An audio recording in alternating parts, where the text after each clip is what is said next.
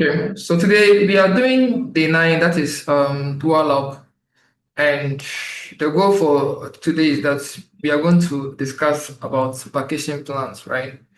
So let's start with the grammar, and we are going to learn the difference between als, wenn, and falls, right? These ones can help you express yourself more. So in German, we use als and wenn and falls as conjunctions that are often used to introduce subordinate clauses, right? So although they can sometimes be confusing, they each have their distinct uses and meanings, okay? So we use als to indicate a single event or situation in the past, and it is used to describe something that happened at a specific time or point in your life. So als in English is going to be as, right? Maybe as I was a kid, or like as I was a child, and or as I was traveling. It indicates a particular incidents or particular time in your life. Okay, so als each can var filter each oft impact. So as I was a child, I often played in the park. Okay, or als wir nach Deutschland gezogen sind, haben wir viele Freunde gefunden. So when we moved to Germany, we made new friends. So mostly, like if you conjunctions, right? These types of subordinate clauses, the indicated word goes to the last end. It's just like a verb, okay? And the verb and the pronoun will follow. So als each came verb, the conjugated word comes at the end and the spirit will follow, okay? And when the als is standing there alone, it simply means that als, as. But if you have adjective with als, then it's going to mean that more than, right? Maybe I say that kleine als, then it's going to be smaller than. Okay.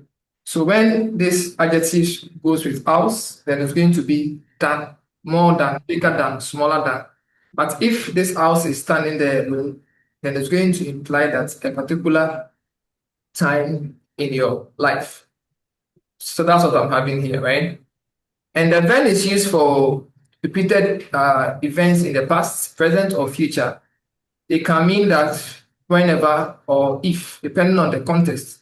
So it is also used in conditional sentences to mean that if, all right? So when each side habe, besuche ich meine Großeltern. So if I have time, I will visit my grandparents, right? And wenn es morgen regnet, bleiben wir zu Hause. So if it rains tomorrow, we will stay home, right? So that one, the when, if you're using the when to, the conjugated word goes to the last end. It's just like the vibe, okay? And when is used for regular or repeated events or conditions that can happen in multiple times, right? And false is also used in conditional sentences and is similar to if. So for me, I like to see false as in case, right? And it implies situations that are not yet real or that something might happen. Okay. So the the when and false. When is much stronger than false, right? Maybe when it's like if I have time, I'll come. But like if you say in case I have time, in that context, if it's much stronger than the case, so see false as in case, right? So false do Hilfe browse, roof mich an. So if you need help, call me, right? Or false es regnet, nehme ich einen Regenschirm mit. So if it rains, I will take an umbrella with me. So key point is false is used to express a possibility or condition. So in summary, used for one-time events in the past. So out is zur Schule ging, regnet regnete es, right? So when I went to school, it rained, right? And wenn ich zur Schule gehe, nehme ich den Bus. So when I go to school, I take the bus and so on. So you come back to it and you come and read through this little notes for further information. In case you have any question, please let me know.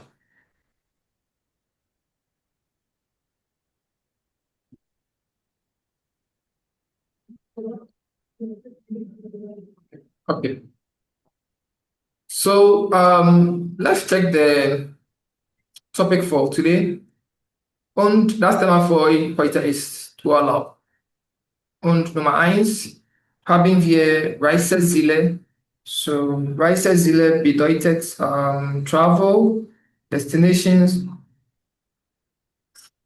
and Städte wie Berlin, München und so weiter. We have Natur, that is nature. So Berge, which is mountains. We have sea, which is lakes. We have strand, which is beaches. And land, we have Italien, Spanien, Frankreich, Ghana, Südafrika und so weiter. Und besondere Orts, we have national parks, and we also have Museen und so weiter. And Transportmittel, Auto, Zug, Flugzeug, Bus, Fahrrad, Boot. And Unterkunft, accommodation, we have Hotel, Jugendherberge, Ferienwohnung, Campingplatz und Pension, as a guest house. Aktivitäten, we have Besichtigung, Mapping and am Strand liegen, wandern, hiken, lokale Spezialitäten essen, Safari machen und tauchen und snorkeln, right?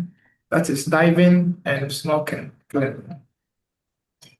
And we have Vorbereitung, so Kofferpacken, Reisepass und Visum, Flugticket booking, Reservierung abschließen, Reiseführer kaufen und Impfungen, right? That is vaccination. So die Frage für euch heute ist, wo willst du gehen und warum? Und da gibt es hier 4 Stage 14. Nummer 1 ist Urlaub, Nummer 2 ist Reiseziel, Nummer 3 ist Verkehrsmittel und Nummer 4 ist Erlebnis. Das bedeutet Experience. Und dein Brief hier ist, Sie planen einen Urlaub und möchten eine Unterkunft reservieren. Schreiben Sie eine E-Mail an ein Hotel. So Sie haben hier 3 Punkte, right?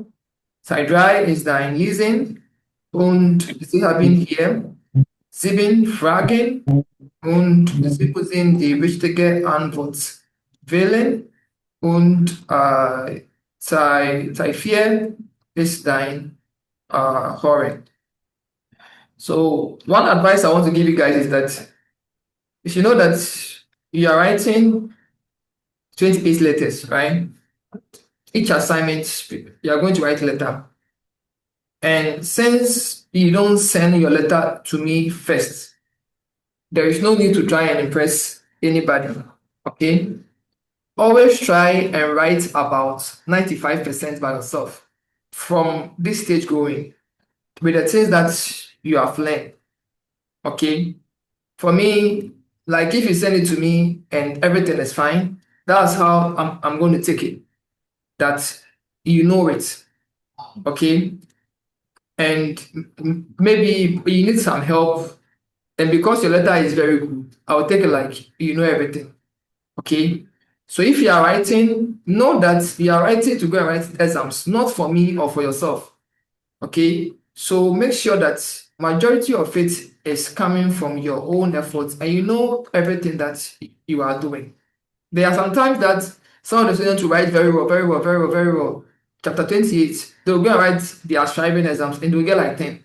And I'm like, so all the things that you're writing, if that's what you wrote at the exam, so then you are not supposed to get 10 at the exam, so it means that they will just use translators, send it to me, they will get good score, but they don't really know what they are really doing. Okay, so you guys should pay attention to that. Fortunately, you always have the following up. You can come to the scribing trainer and paste it there.